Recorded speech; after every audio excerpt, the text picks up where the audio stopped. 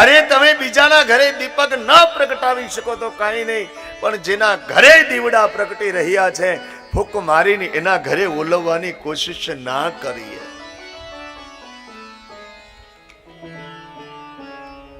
દેવતાઓએ હાથ જોડ્યા, માં તારી વાત બરાબર છે, પણ માં સાંભળ, આ દેવતાઓનું કાર્ય છે. ભગવાને અવતાર એટલા માટે લીધો છે કે ભગવાને દેવતાઓના કાર્ય માટે અવતાર લીધો છે. માં કોઈ એવો ઉપાય કર, આવતીકાલ સવારે ભગવાન રામ અયોધ્યાની ગાદી ઉપર ન બેસે અને માં અયોધ્યા છોડીને વનમાં જતા રહે.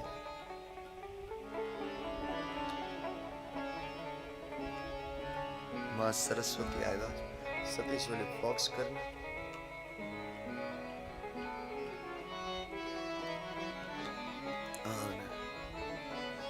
માં સરસ્વતી આવી. તમે વિચારજો, અયોધ્યાની ઉપર પરિભ્રમણ કરે છે. આપણા સંતો એમ કહે છે કે જેને જન્મતાની સાથે જેને સરયુનું જળ પીધું હોય ને, એના વિચારો ન બદલી શકાય.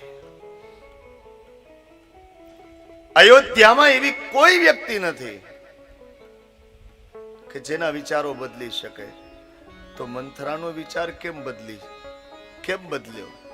એનું કારણ એ છે કે મંથરા છે ને, એ અયોધ્યાનું પાત્ર નથી, એ કરિયાવરમાં આવેલી છે.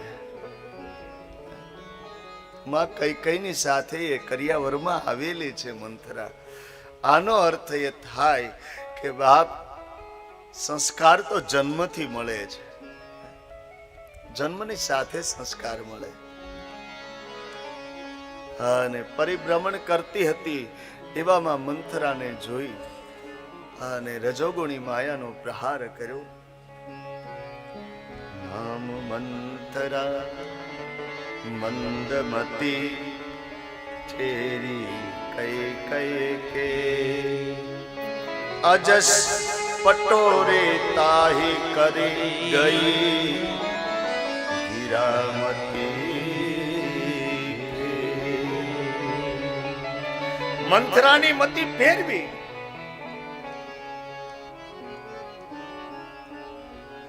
મંથરા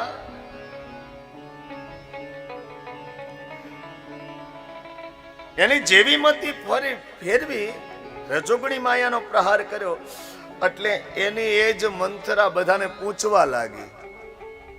દીખ મંતરા નગર બંધાવા, મંજુલ મંગલ સાજ બધાવા, પૂછે નહીં લોગ કહા ચાહો રામ તિલક સુની હાઉરદાહો.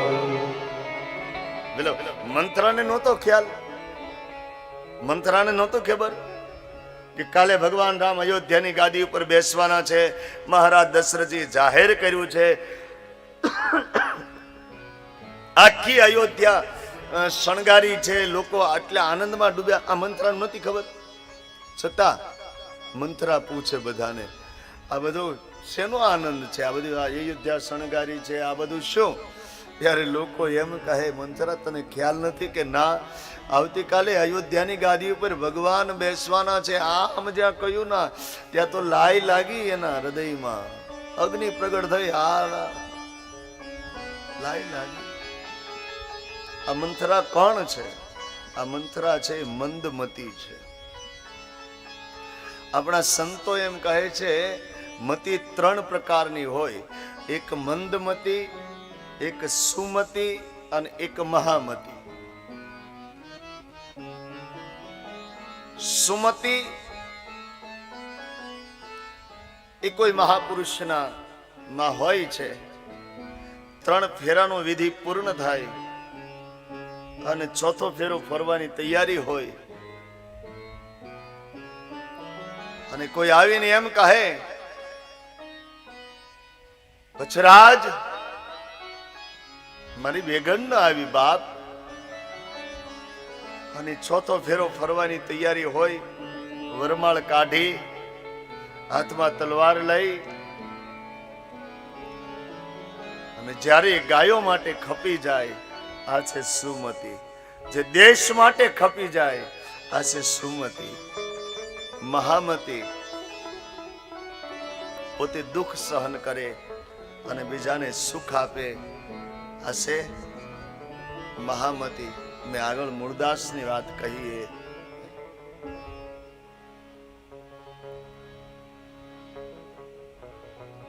આ મહામતી છે. મંદમતી એનું એક તમને દ્રષ્ટાંત દઉં મંદમતીનું, કે પેલા આપણે પાદર કુએ પાણી ભરવા જતા, એટલે કોઈ માં કુએ પાણી ભરવા ગઈ હોય, ઘરે પાડોશીના છોકરા અને ઘરના છોકરા બધા રમતા હોય અને એમાં સાપ નીકળે. સાપ નીકળે, પેલી પાણી ભરીને આવે અને જુએ સાપ નીકળ્યો છે. પાડોશીના છોકરા પણ છે, પોતાનો છોકરો પણ જુએ છે, એટલે એકદમ આમ ઓસરીને કોરે એ બેડું મેકી પોતાનો છોકરાને એક બાજુ લઈ લે, આ બાજુ આવ, આ બાજુ. એ કવડી જાય, મરી જઈએ. અને પાડોશીના છોકરાને એમ કે જુઓ જુઓ જુઓ જુઓ જુઓ જુઓ. આ મંદમતી છે. પોતાનું સલામત રાખે અને બીજાનું લૂંટાવાનો પ્રયાસ કરે આ છે મંદમતી. બીજાનું સુખ જોઈ અને જે દુખી થાય આ છે મંદમતી. બીજાનું સુખ જોઈને ઈર્ષ્યા થાય આ છે મંદમતી. અયોધ્યાની ગાદી મળવાની છે રામને. જાહેરાત કરી મહારાજ દશરથજીએ. નાચી રહી આખી અયોધ્યા. હવે મંથરાને કાંઈ લેવા દેવા, તોય દુખી થઈ. ત્યાંથી એકદમ પાછી ફરી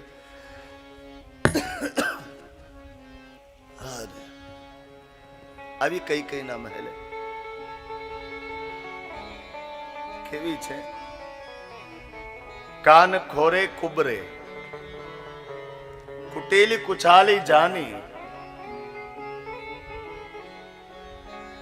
બીજાની કાન ભંભેણી કરવાની એનામાં ટેવ છે.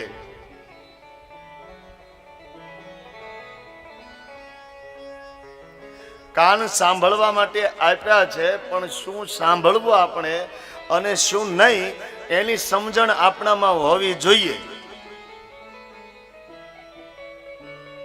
કારણ કે મંથરાનું મૃત્યુ નથી થઈ, મંથરા હજી જીવે છે. નારીવાચક શબ્દ છે પણ પુરુષનામાં હોય. મંથરા છે જ, મંથરા ગઈ જ નથી.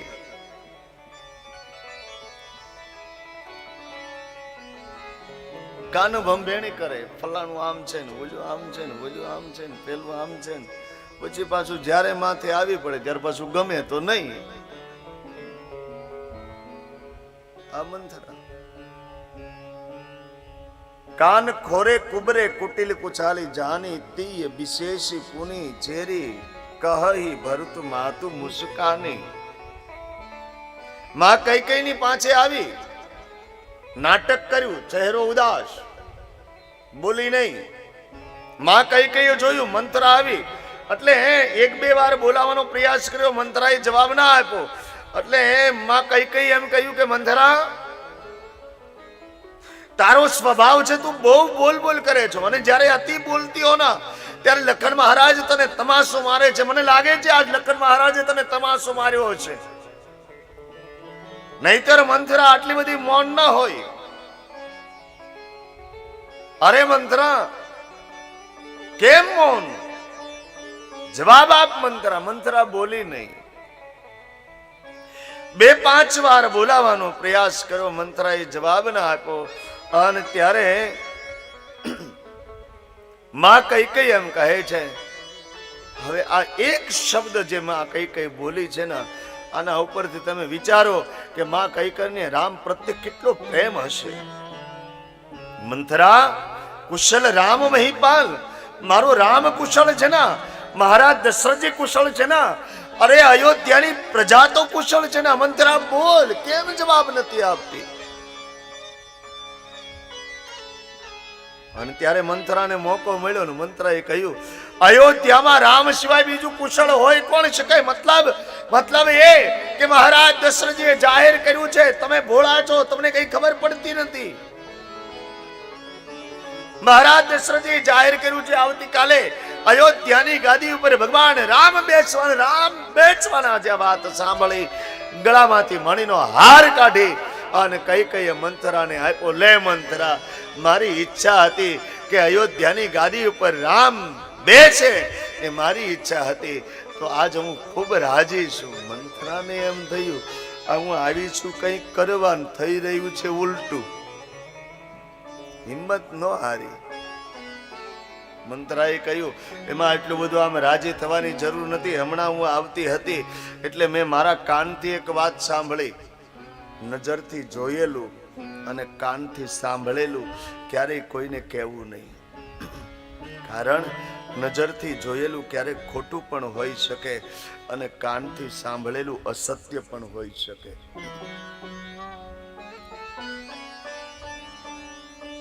શંકા પડીને અવળું પૂજ્યું, ક્યાં હશે દેવલ દેનાર? દેવાજ પંડિત, દેવલ અને દેવાજ પંડિતના ગુરુ શોભાજી બંને વાત કરતા હોય અને જ્યાં કાનથી કોઈએ સાંભળ્યું અને પંડિતને જઈને કહ્યું, પંડિત તમે અહીંયા ભજન ગાઓ છો, પણ તમારા ઘરે તમે જુઓ દેવલ પર પુરુષની હારે વાત કરે છે. બસ પહેલાની વાત સાંભળી અને વિચાર્યું નહીં કોણ છે શું છે. શંકા પડી અને જ્યાં પ્રશ્ન કર્યો દેવલ જતા રહ્યા. નજરથી જોયેલું, કાનથી સાંભળેલું ક્યારેય કોઈ દિવસ કહેવું નહીં. કારણ કે એમાં કદાપી ક્યારેક કોઈ વાર આપણી ભૂલ થતી હોય છે. અને કેટલાના ઘર ન જાણે ઉજાડતા હોય છે.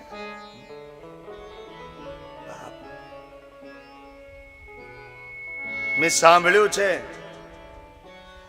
કઈ અને સુમિત્રા બંને વાતો કરતા, કૌશલ્યા અને સુમિત્રા બંને વાતો કરતા હતા. એકવાર અયોધ્યાની ગાદી ઉપર રામ બેસી જાય પછી ભરતને બંદીખાનામાં પૂરી દેવો છે. અને આમ જ્યાં વાત કરી એટલે માં કઈ મંથરાને તમાશો માર્યો. મંથરા, રામ જનની આવું કદાપી વિચારી ન શકે. કારણ જેની ગોદમાં રામને રમીને રમવા મોટું થવાનું ઈચ્છા થાય, એ રામ, એ બ્રહ્મની જનેતા કદી આવું વિચારી ન શકે. તારી ભૂલ થાય છે. ખબરદાર જો મંથરા, હવે એક શબ્દ આગળ બોલી છે તો તારી જીભ ખેંચી લઈશ. મંથરાએ નારી ચરિત્રનો દેખાવ કર્યો, રુદન કરવા લાગી. અને જેવી રુદન કરવા લાગી, હવે અહીંયા માં કઈ મંથરાની ઉપર માં કઈને દયા આવી છે. દયા લાવવાની જરૂર નહોતી.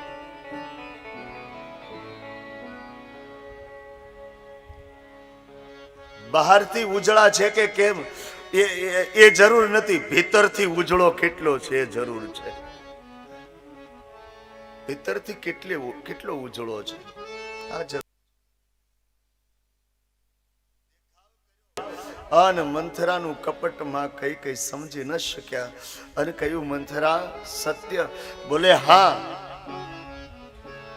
હું ખોટું બોલતી હોઉં તો મને ભરતના, હવે આનંદ ભરતને કઈ લેવા દેવા? વિચારો તમે, કઈ લેવા દેવા?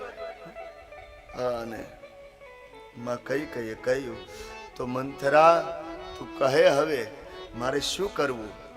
બોલે એ પણ મારે ઉપાય બતાવવાનો. બોલે હા તું બતાવ. અને ત્યારે કહ્યું છે કે તમે એક કામ કરો, તમારા 2 વચન લેણા છે મહારાજ દશરથજીની પાસે, એ 2 વચન માગી લો.